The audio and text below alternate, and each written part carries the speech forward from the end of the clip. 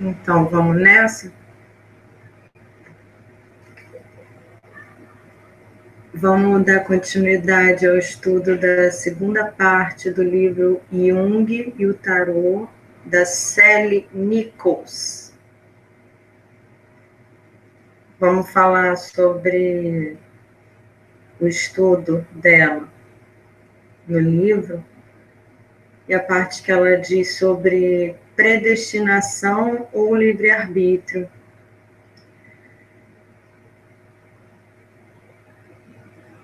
O livre-arbítrio, por exemplo, e aí eu concordo com ela e concordo com Jung também, que ela fala que Jung diz a mesma coisa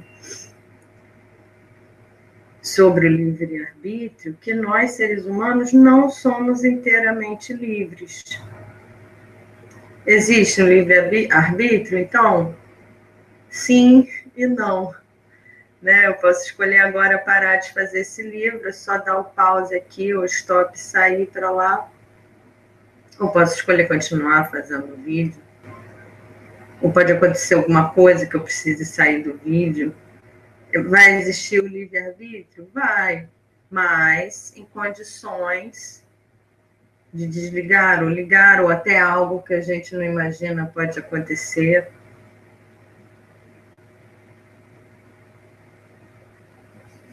Então, não somos inteiramente livres para escolher o nosso destino. Segundo Jung, ela falou, o número de escolhas na vida de um indivíduo é limitado. Até por questões sociais mesmo, por um contexto em que a gente vive, né? Não vivemos isolados, vivemos em sociedade. Então, você pode dizer, eu sou livre, vou fazer qualquer coisa. Né? Talvez essas coisas vão ter consequências. E aí você vai encontrar os limites.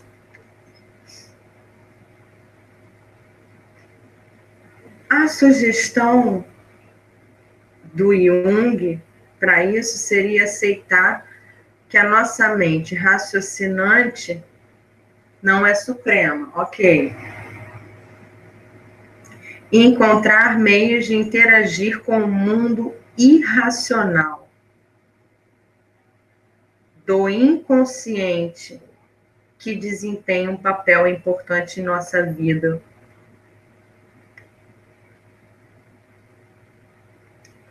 Porque nossa mente raciocinante encontra limites, e daí entrar em contato com esse lado irracional, que é o inconsciente, pode abrir novas perspectivas ou ideias.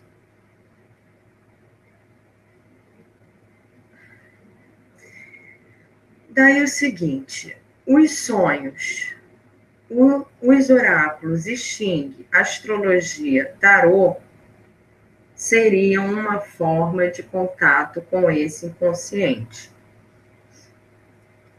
E daria mais ou maior liberdade para escolher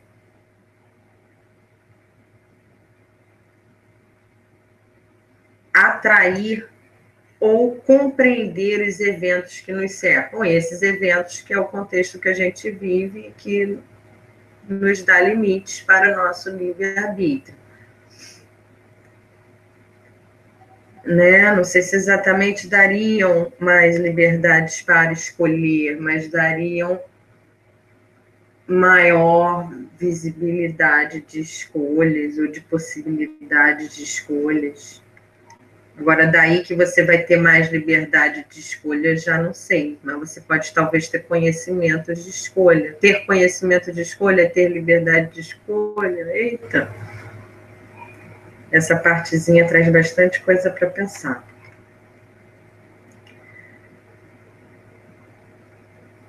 E isso seria o processo de crescimento da percepção da nossa identidade.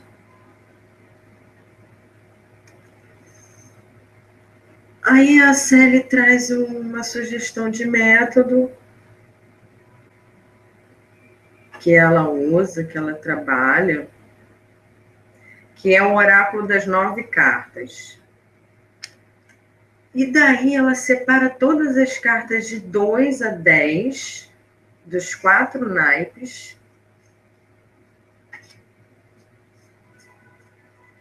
Separa, tira as cartas de 2 a 10 dos 4 naipes, deixando somente 42 cartas.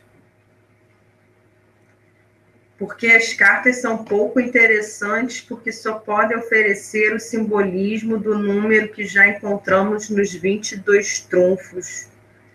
Gente, sinceramente, eu não entendi essa parte dela, né? Ela tira as cartas porque são pouco interessantes. Olha os naipes menores, do 2 ao 10, que ela tira. Pô, tem bastões coloridos, tem flores, tem números. Pô, tem tanta coisa interessante nessas cartas. Ela tira. Não, sinceramente, não entendi. Fiquei... Ou seja, os arcanos menores que ela trabalha são só esses, os ases. No caso, eu estou mostrando o naipe de pau só, para dar um exemplo. Que é o ás, valete, cavaleiro. Tudo do Marcélia, que é o que ela gosta. Rainha e o rei. E o ás. Ela usa esses. E ela descarta esses. Gente, não... É legal fazer isso? É. Ah, vamos experimentar um jogo? Tirar os números de... Né? Você pode criar um jogo onde você faz isso. E resolve usar só o ás e as cartas das cortes. Beleza, você pode criar um jogo. Agora, não descartar esses arcanos aqui, porque eles não são interessantes. Sinceramente, eu não entendi essa parte. Não, não vamos fazer isso. Tá?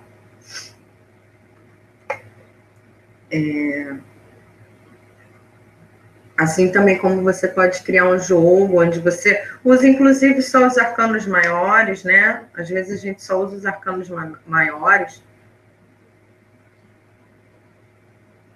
Às vezes só usa as cartas da corte, tem um jogo que só usa as cartas da corte. Agora, não usar, descartar, não. Pode ter o hábito de não usar, mas, não uso porque não uso. Uso os 22 maiores, não conheço, não preciso, mas é para usar. Não descartar dessa forma que ela está falando aqui. Achei estranho. Então, o jogo das 9 cartas, ela... a primeira carta é o presente, a segunda é o passado recente, a terceira é o futuro imediato, a quarta é o ano que vem, a quinta é o indicador, a sexta é a nossa própria carta, né? Então, ela dispõe, pode ser com as cartas viradas para cima e a pessoa escolher olhando mesmo diretamente para as cartas, ou com as cartas viradas de cabeça para baixo.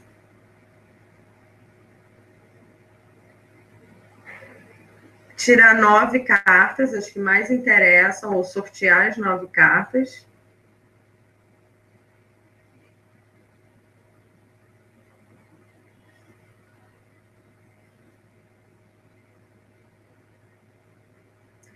Não existe, ela também não trabalha com a ideia de cartas boas e cartas más, isso é legal também, e a interpretação simbólica, e daí tenta mostrar que isso é uma semelhança com o I Ching, talvez porque o Jung trabalhou, acho que ele falou sobre o I Ching, mas não falou sobre o tarô, citou o tarô, mas não falou sobre o tarô, falou sobre oráculos.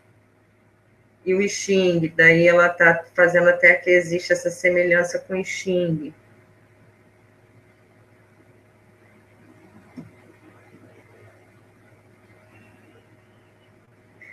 Daí ela até sugere, vamos supor, você escolhe as 9 cartas, tira uma, é a primeira casa. As outras 8 que restam, você embaralha de novo, tira a segunda, embaralha de novo, tira a terceira, e daí por diante. É uma forma de embaralhar, uma ideia para embaralhar, para quem quiser usar.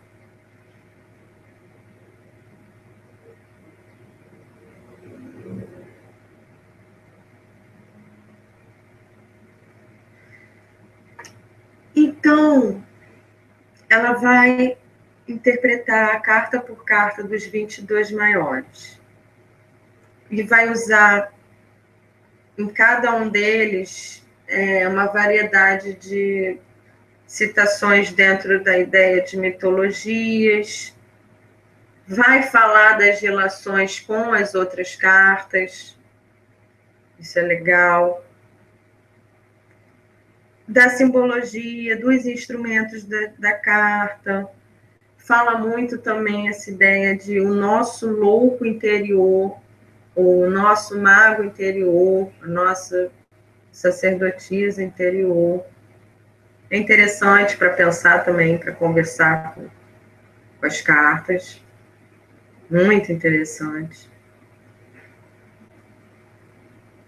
Ideias de alquimia, que é essa ideia do ouro interior, que Jung chamava de eu. Trabalha com numerologia, e dá ênfase ao baralho mesmo de Marcélia. Parece que ela não curte o baralho de Waite, porque ele foge um pouco, ele acha que o Marcélia é mais perto do original. Engraçado que se ela dispensa os arcanos menores porque não são interessantes, o do Waite, o baralho de Waite traz os arcanos menores desenhados, né, de forma interessante, mas ela não curte. Cita psicólogos, analistas, cita artistas.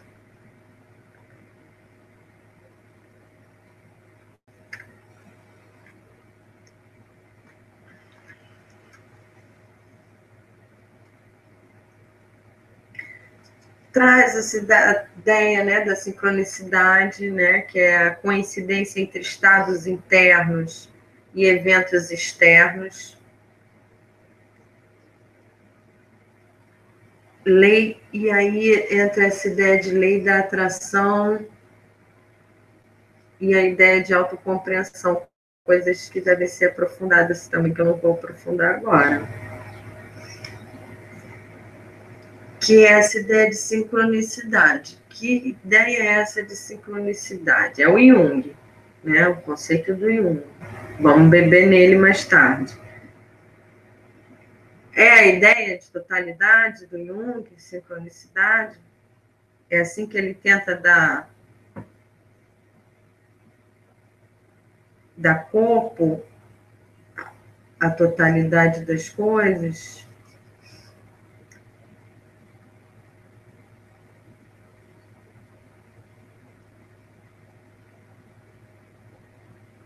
Que existe um lado feminino da psique, e esse lado se chama ânima,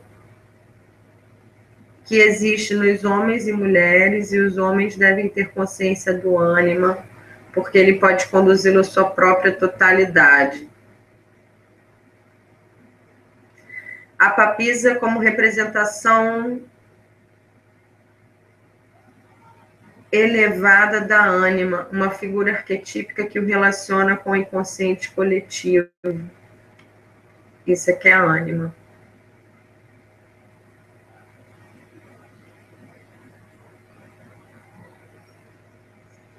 Porque essa ânima tem relação com o inconsciente coletivo também. Né? O nosso inconsciente tem essa relação.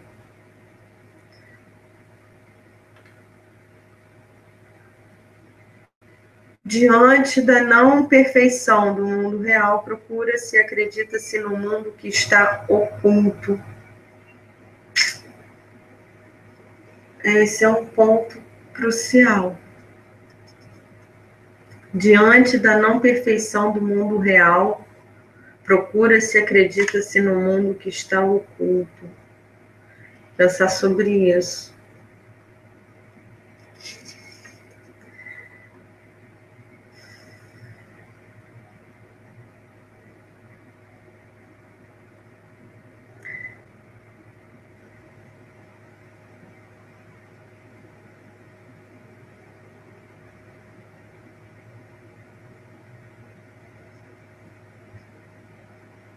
essa ideia, né? Que o homem não pode nem é capaz de criar instrumentos para conhecer a realidade externa. Que a nossa consciência, a nossa razão conhece, mas não é capaz de conhecer realmente a realidade externa. E, portanto, devemos nos voltar para o mundo interior, para a psique humana em busca da verdade. Nossa dimensão da percepção.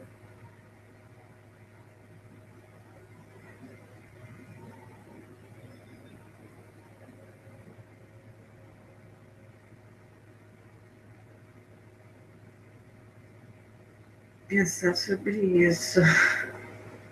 Então, já entrando na leitura das cartas, não vou ler muita coisa, porque é muita coisa. Mas dar umas pinceladas nessa questão do Jung, da psicologia.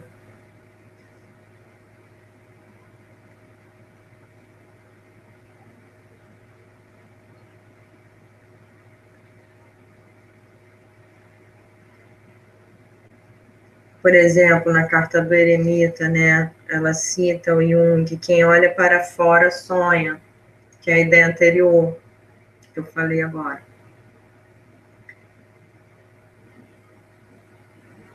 E quem olha para dentro acorda, que é a coisa do inconsciente, né? É o Jung.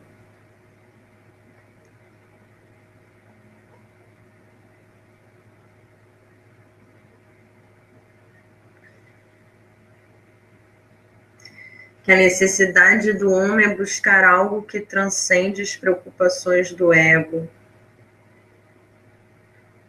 Projetamos essa autoridade, pai, presidente, rei, imperador, juiz, guru, etc. Estas figuras já apareceram nas cartas anteriores ao eremita.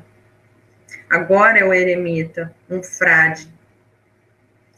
Ajuda a encontrar a nossa própria lâmpada. Interessante essa leitura do eremita, né? Compreensão literal da carta seria o quê? Tira o eremita, né? Tem toda essa ideia interessante que está no inconsciente também, né? Um frade, uma pessoa simples, pá. Então, uma leitura literal do eremita, por exemplo, é um bom exemplo. Ah, vou deixar minha barba crescer, vou virar hippie, vou andar pela rua, vou, né? E uma leitura simbólica seria você alimentar a sua centelha interior. Tudo bem, você pode até deixar a barba crescer, morar na rua, virar hippie, para fazer isso pode acontecer, e você iluminar a sua centelha interior. Essa aqui é a questão, né? Literalmente, você só vai deixar a barba crescer. Simbolicamente, você não vai só deixar a barba crescer, mas vai com isso, né, vai ser uma consequência, vai ser no processo de alimentação dessa sua centelha interior. E esses personagens arquetípicos são personagens sobre-humanos, não existem, né?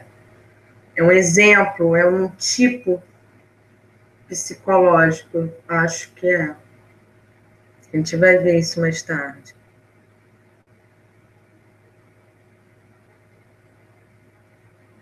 E os seres humanos, separados do seu Deus interior, procurarão o espírito por toda parte. Né? Então, por isso essa procura, essa busca. Então, é um processo de autocompreensão, individuação, pessoal e solitário, desenredar nossa identidade da massa da espécie humana. Vamos ter que estudar legal isso aí no Jung, hein? Que é a questão de, então, vamos desenvolver nossa identidade. Para desenvolver nossa identidade, a gente tem que se destacar da massa, tem que entender o inconsciente coletivo.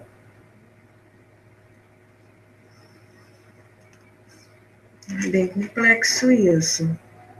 E esse exemplo ainda, né, do eremita, usando o eremita para falar sobre isso, ela diz: o eremita mostra para poder não conter na primitiva inconsciência partilhada pela espécie humana. A própria espécie está só, pois não se pode comparar com nada.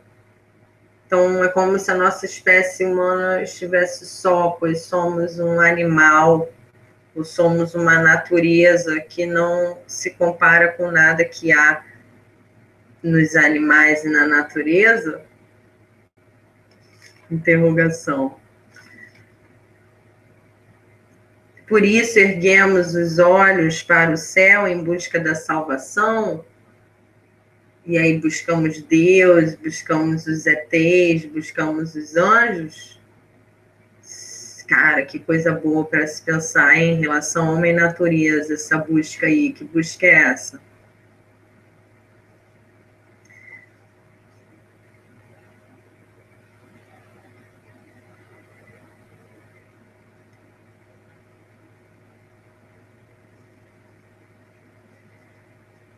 E aí, na roda da fortuna, que é essa questão da imaginação, né?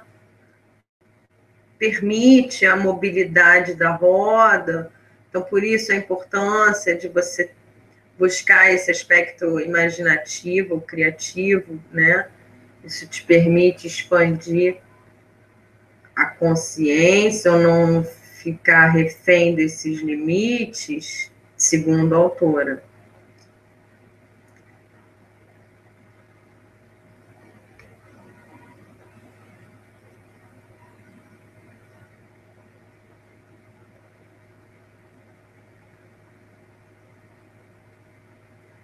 Né, a importância de se fazer as perguntas certas, né?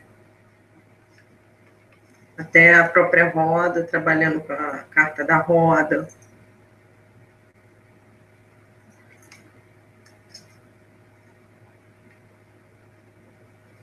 A força, ela traz essa ideia também da ida do mundo exterior para o mundo interior.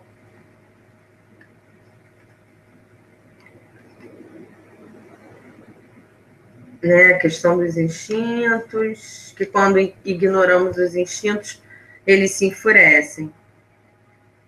Então, como controlar os instintos, entre aspas? Seria o homem também enquanto animal, alienado da sua verdadeira natureza.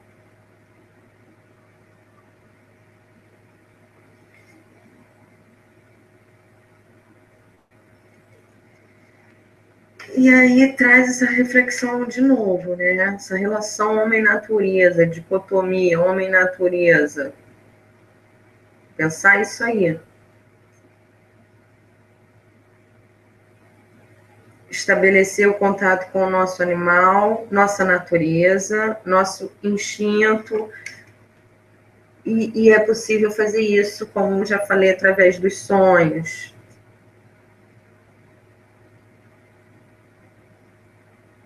Como se o herói da história do tarô sonhasse e se conscientizasse do seu leão.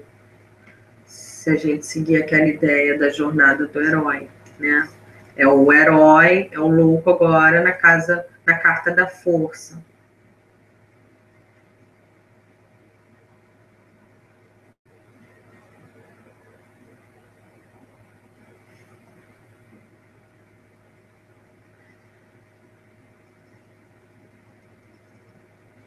Aí na carta do enforcado traz essa questão de que alguma coisa que aconteceu com a gente foi porque no fundo o nosso inconsciente quis aquilo.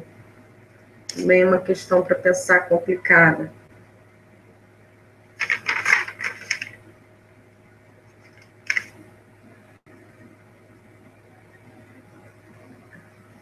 Então, é bom lembrar isso, né? Que o Jung não falou do tarô. Então, ela cita muito ele, mas é ela falando como se o Jung estivesse falando, né?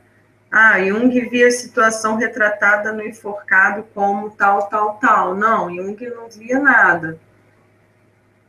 Como que ele trabalharia essa imagem do enforcado, né?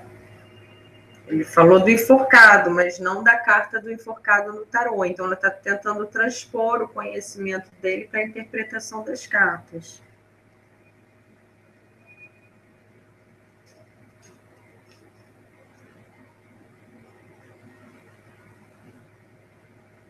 Aí ela diz, é interessante isso, que hoje em dia os psiquiatras começam a concordar com o ponto de vista de Jung, de que a doença mental é um instrumento para curar e restabelecer o equilíbrio de um sistema psíquico desequilibrado, ajudando a nossa natureza. Em vez de fazer o paciente, através de artifícios mecânicos, restabelecer seu ego, convidam-no a explorar a vida escondida dentro de si. Através da analogia com o material mitológico, um psicólogo analítico ajuda a dar ordem e sentido às imagens caóticas encontradas no inconsciente, para que a vida do paciente se torne mais ordenada e significativa. John Wayne Perry trabalha com essa ideia. Muito interessante isso. Vamos marcar esse ponto para mais tarde. Né?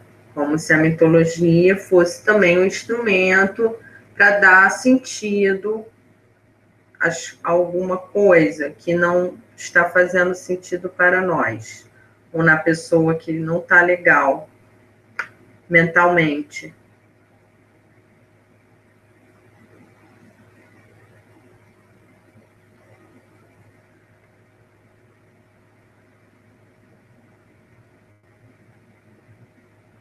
Né? Essa ideia do herói é interessante, né? Tem que ser questionada também, de onde que veio essa ideia de herói. Acho que eu já falei na parte 1 sobre isso. A carta da morte. Depois do enforcado, todos os aspectos da vida anterior do herói foram cortados. Podem ser novos brotos na terra. O desmembramento representa o processo de transformação e que a morte é andrógena. A temperança.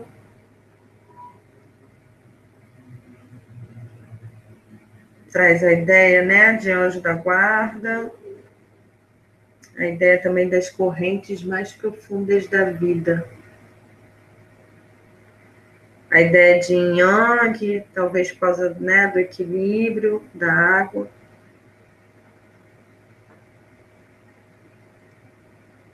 E até o padrão dessa segunda fileira, porque já estamos nas cartas da segunda fileira, é uma questão de equilíbrio, o reino do equilíbrio, que chama.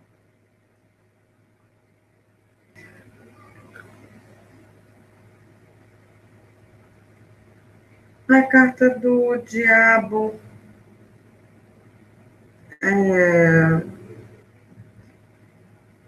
ela fala da ideia que para os psicólogos a violência generalizada é por conta do nosso descaso com o nosso lado diabólico.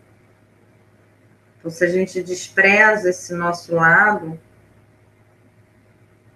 é interessante também, tem um vídeo sobre isso, violência.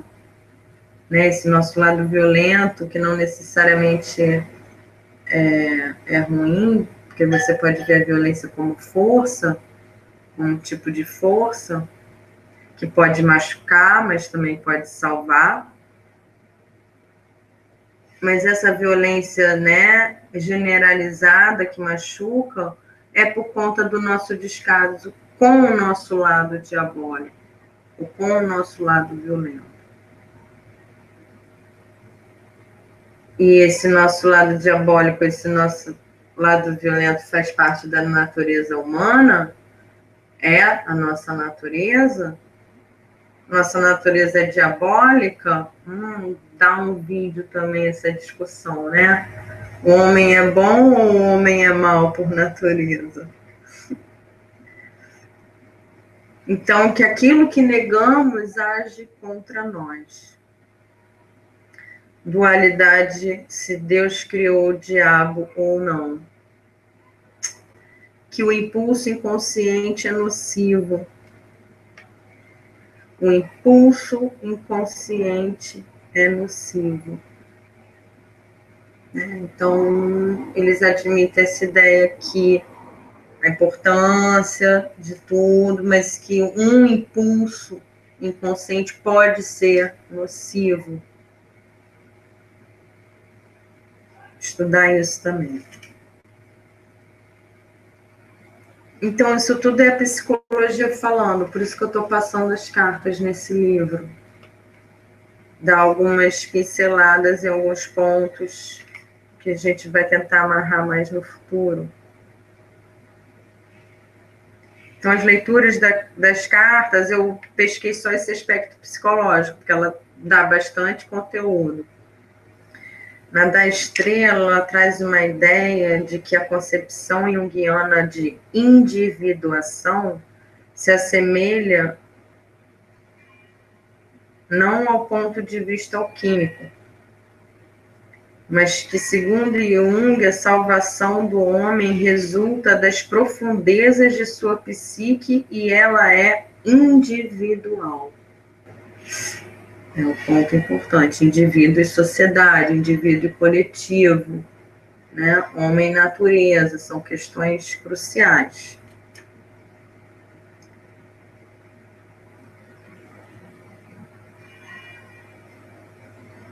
Cita o método do Jung, método da imaginação ativa e amplificação do sonho, e que isso não é uma associação livre, não trabalha com a ideia de associação livre. Isso é um ponto também para estudar. Na carta da Lua, né, é o herói passando por essa jornada do processo dele de individuação. Então, como é importante, né, conhecer o Jung, e fica difícil ler um livro e trabalhar com esses conceitos sem conhecê-los, né? Para uma pessoa que conhece, isso fica bem mais tranquilo. Então, a gente vai ser obrigado, já que a gente está estudando tarô e tem um livro sobre Jung e o tarô, a ver o Jung, né?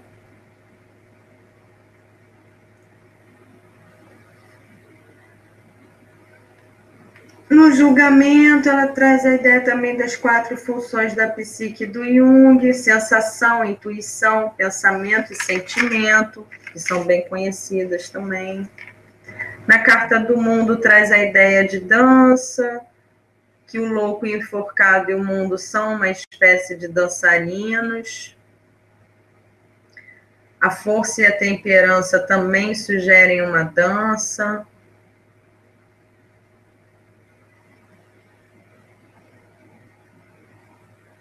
E ela traz essa ideia de como cada um deles dançam, né? Eu acho legal essa ideia, mas eu já acho legal ver eles dançando, não na figura da carta em si, mas como todos os arcanos dançam na vida, né? Como que eles dançam em todas as situações e possíveis relações entre eles, nós, o mundo e etc. E uma citação do Jung: só o indivíduo faz a história. A bomba. Estudar. Relação entre indivíduo e história. Quem é o indivíduo? O que é história? É o indivíduo que interfere na sociedade, ou seja, de novo, relação indivíduo-sociedade. É o indivíduo que interfere na sociedade? Eles mesmos já mostraram que existem limitações. Beleza, então você faz o processo de individuação e consegue interferir na sociedade? Vamos ler o Jung, para falar com ele diretamente.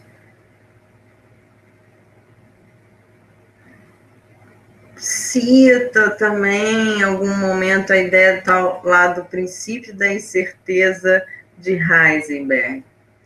Então, vai nos obrigar a entrar na física, né? Ou na quântica, né? Física quântica. Então, né, são coisas bem complexas, muita gente falando sobre essas coisas, e vamos a elas. Para deitar as cartas, é a maneira até que ela fala, né? Na hora que a gente vai abrir as cartas, jogar as cartas, deitá-las, existe uma interpretação também que pode ser profética e uma interpretação que pode ser simbólica. Como que a carta pode ajudar naquele momento? É uma boa pergunta para sair dessa dúvida.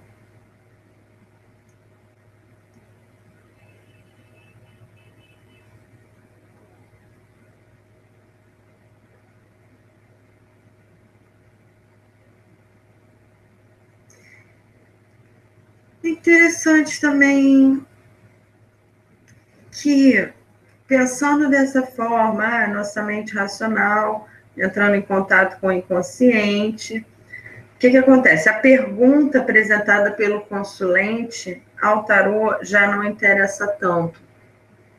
Para o tarô, a pergunta não interessa tanto, e é verdade, né? Porque você pode chegar e falar, meu namorado não sei o que, me traiu, fulaninho tá afim de mim, cara, vai vir uma bomba, né? Porque vai vir uma bomba no bom sentido, vai vir uma carta, e essa carta... Você pode até dizer sim ou não, a fulaninho vai... mas ela vai trazer muito mais do que isso, né? Onde essa pergunta, na verdade, tem a ver com algo muito maior. Então, às vezes, até a pessoa traz uma pergunta e o tarô responde outras coisas bem mais profundas, ou que ela não tinha perguntado, mas que tem a ver com a pergunta, porque tudo tem a ver, né?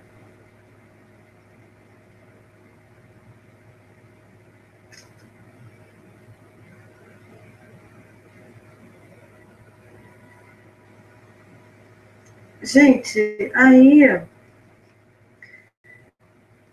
eu na verdade eu li esse livro pela internet e não apareceu bibliografia.